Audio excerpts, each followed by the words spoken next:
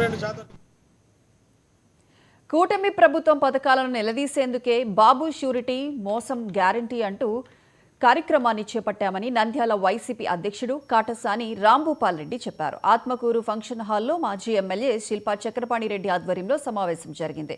గతంలో టీడీపీ చెప్పుకున్న పట్టిసీమ ప్రాజెక్టు బూటకం, ప్రస్తుతం బనికచెర్ల పోలవరం ఓ నాటకమని రాంభూపాల్ రెడ్డి ఎద్దేవా చేశారు. జగన్మోహన్ రెడ్డి ప్రభుత్వంలో జరిగిన అభివృద్ధి తప్ప ఏడాది నుండి ఒక పెన్షన్ తప్ప ఎలాంటి అభివృద్ధి జరగలేదని శిల్పా చక్రపాణి రెడ్డి విమర్శించారు. మనం కూడా తెలంగాణ వాళ్ళు ఏ విధంగా 800 అడుగుల్లో డ్రా చేస్తూ ఉన్నారో మనకు కూడా 800 అడుగుల్లో డ్రా చేసుకోవడానికి ఉపయోగపడుతుంది. ముందుగా రాయలసీమ లిఫ్ట్ ఇరిగేషన్ పూర్తి చేయవలసిన అవసరం ఉందని డిమాండ్ చేస్తూ ఉన్నాం. నీటిని కూడా మీరు కూటమి ప్రభుత్వం నుండి నిలదీయలేని పరిస్థితుల్లో ఉన్నారు. ప్రజలు గొంతెత్తితే మేము కూడా ఉద్యమాలకు సిద్ధం.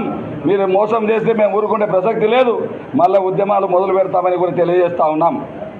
మీరు నీకు ఈరోజు జగన్మోహన్ రెడ్డి గారు అంతా 500 కోట్లు పెడితే ఈరోజు రాయలసీమ లిఫ్ట్ తయారవుతుంది. నీదేదో లక్షల కోట్ల రూపాయలు బనకచెర్ల పోతిరెడ్డిపాలెం గురించి మాట్లాడుతూ ఉన్నావు. ఈరోజు రాయలసీమ పూర్తి చేయండి, మీ చేతుల్లో ఉంది కూటమి ప్రభుత్వం.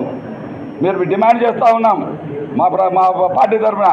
మేము కూడా మీరు ఏ దేనికైనా సరే మీరు ముందు రాయలసీమ లిఫ్ట్కి ఇస్తే మా జగన్మోహన్ రెడ్డి గారు ఎంతో ఆలోచనతో రాయలసీమ ఎప్పుడు వెనకబడకూడదు.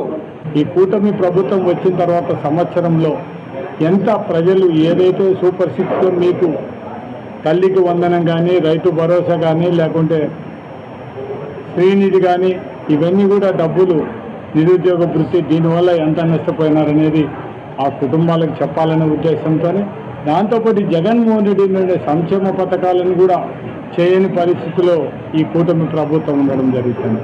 అంటే చంద్రబాబు నాయుడు ఎలక్షన్ల ముందర చెప్పడం జరిగింది, జగన్మోహన్ రెడ్డి ఇచ్చే సంక్షేమ పథకాలతో పాటు ఈ సూపర్ సిక్స్లన్నీ ఇస్తానని చెప్పడం.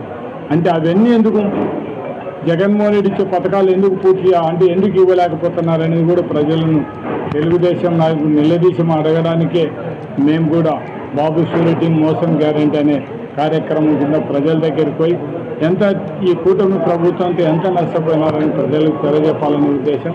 ఈరోజు తెలుగుదేశం ప్రభుత్వం మాది మంచి ప్రభుత్వం అని చెప్పడం జరుగుతుంది. అంటే వాళ్ళది మంచి ప్రభుత్వం అని చెప్పాల్సింది వాళ్ళ తెలుగుదేశం నాయకులు కాదు, వాళ్ళ ఎమ్మెల్యేలు కాదు.